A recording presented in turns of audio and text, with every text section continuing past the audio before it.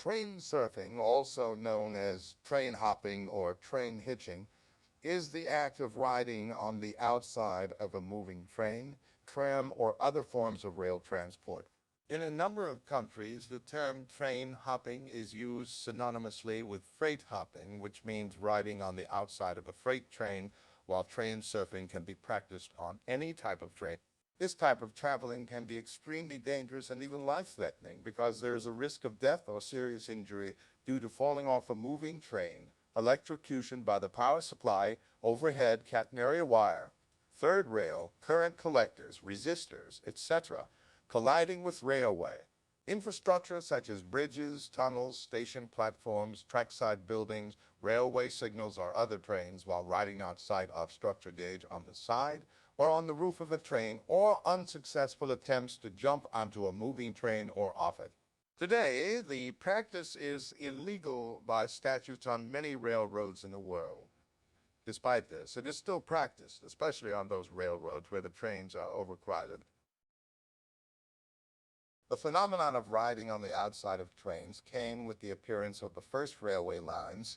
On a series of first railroads, riding on rooftops and footboards of trains was common, but over time, starting from the second half of the 19th century, with an increase in the sizes and speed of trains, passenger coaches began to be produced fully covered and insulated from streets with a placement of all passenger seats inside carriages in order to improve the safety of passengers and prevent people falling from a moving train.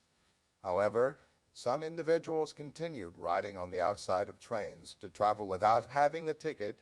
In the United States, this became a common means of transportation following the American Civil War as the railroads began pushing westward, especially among migrant workers who became known as hobos. It continued to be widely used by those unable to afford other transportation, especially during times of widespread economic dislocation such as the Great Depression. In the first half of the 20th century, during the era of trams rising in Europe and USA, trams in some cities became overcrowded, so some passengers began a practice of riding on footboards, doors, couplers, and sometimes on the roofs of trams. Also, train surfing often occurred in European countries during the war conflicts, especially during the First World War, Russian Civil War, and World War II. Soldiers and refugees often traveled on the roofs of carriages due to lack of seats inside. In the mid-20th century, European and American railroad companies in many countries took measures to reduce overcrowding in cars and prevent riding outside of them, so the prevalence of train surfing in those countries decreased.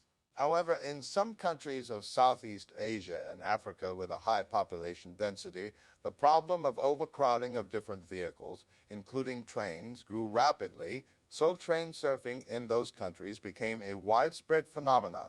As an extreme hobby, train surfing firstly appeared in South Africa during the 1980s among teenagers from poor families, and then began to appear in other countries around the world.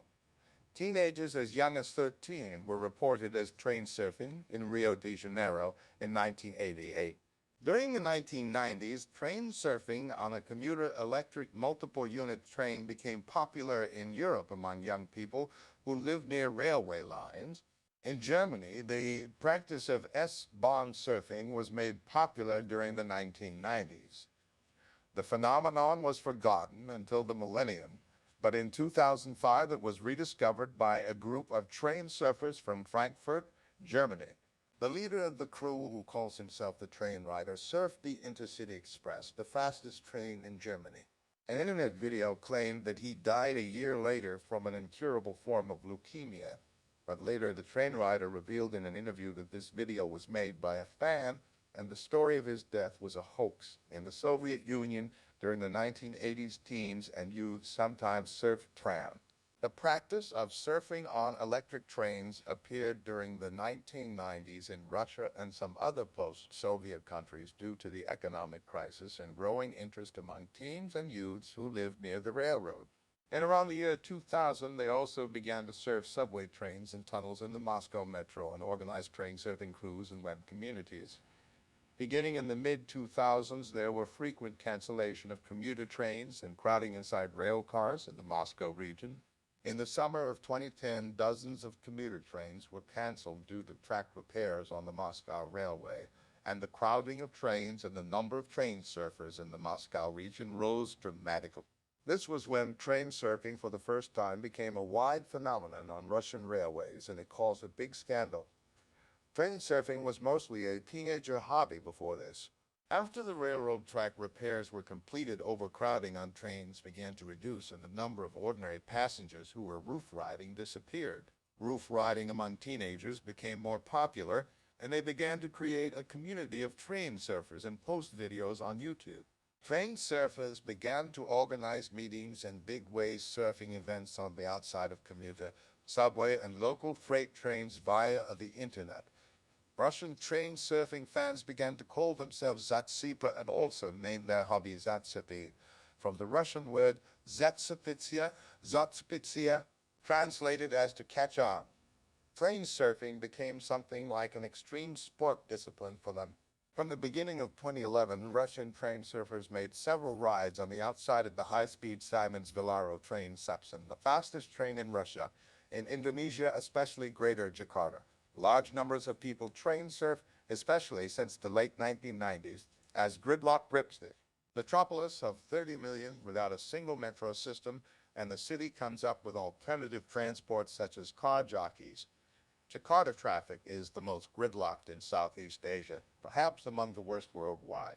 It has built a bus rapid transit system, but with little success, as there is no separation from the heavy traffic. The tropical heat and urban heat island effect also makes the top the only place on the train with plenty of air circulation.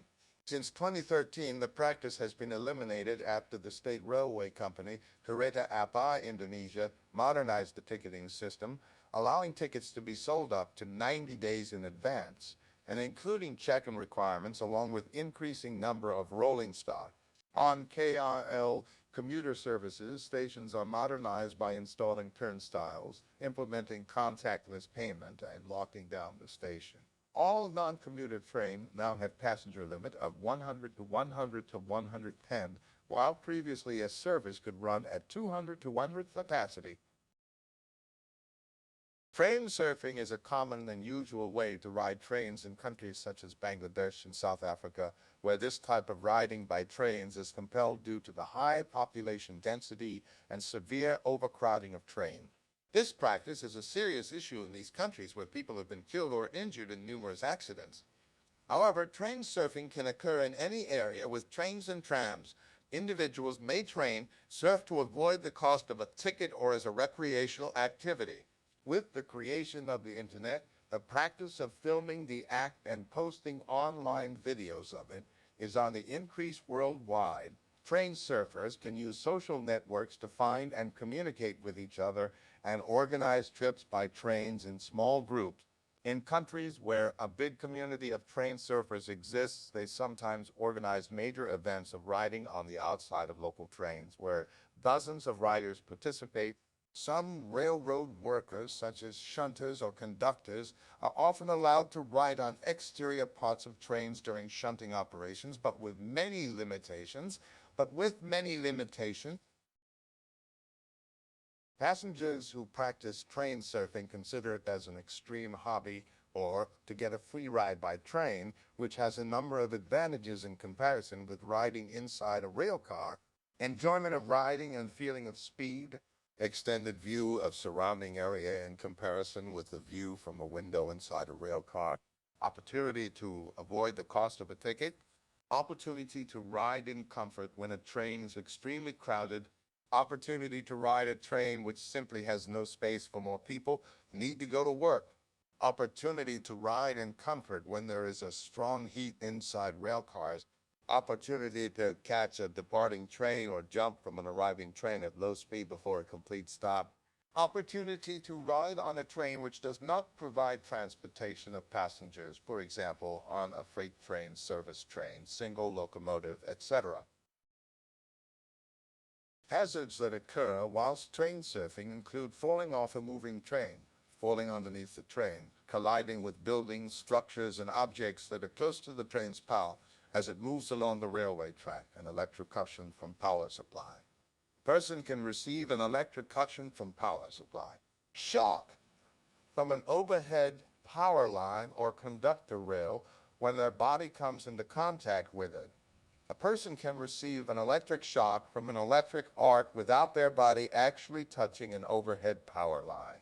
An electric arc can go from an overhead power line and pass through the air and then make contact with a person's body. When this electric arc reaches a person's body, they can then receive an electric shock from it. In the decade before August 2000 in Brazil, there were 100 people who died in more than 200 accidents. In South Africa in 2006, 19 people died whilst train surfing, with a further 100 train surfing accidents occurring. In Indonesia, in 2 years before 2008, 53 people died whilst train surfing. Russian Central Federal District in 2015, there were 24 people injured whilst train surfing, and in 2016 in the Central Federal District, there were 9 people who died whilst train surfing. In New York, from 1989 to 2011, there were 13 people who died and 56 people injured train surfing. In Ukraine, and 56 people injured. In 2017, there were 12 people who died whilst train surfing. In Germany, between 1989 and 1989 and 1995, there were 41 train surfing accidents, with 18 of these 41 accidents resulting in the person's death. Train surfing is illegal on most railways in the world, with some exceptions. Many railroad companies usually take a zero-tolerance policy to practice of riding on exterior parts of trains and employ railway police and guards in an attempt to prevent the practice.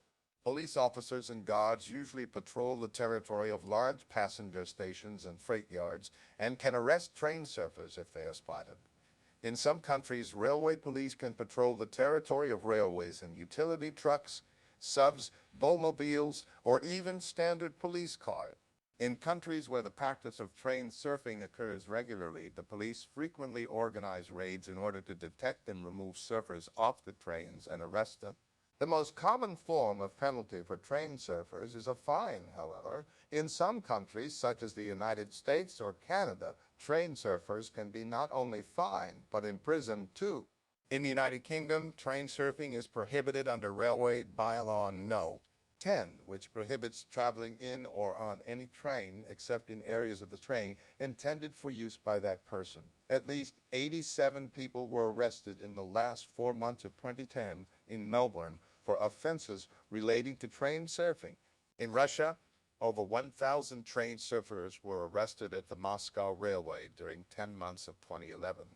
In India, 153 people were prosecuted in a single day in June 2012 for train surfing on the Central Railway. To reduce the practice of riding on the outside of trains, railway companies often place signs that warn about the dangers of train surfing. While there are no official numbers, the London Underground ran a public awareness campaign against tube surfing. The Indonesian railway company, PT Kereta Api, has tried several methods to deter train surfers. Early methods included spraying those caught with red paint and placing barbed wire on train routes. In 2012, the company began suspending heavy concrete balls above the railway, a short distance from the station. This method was criticized as being potentially lethal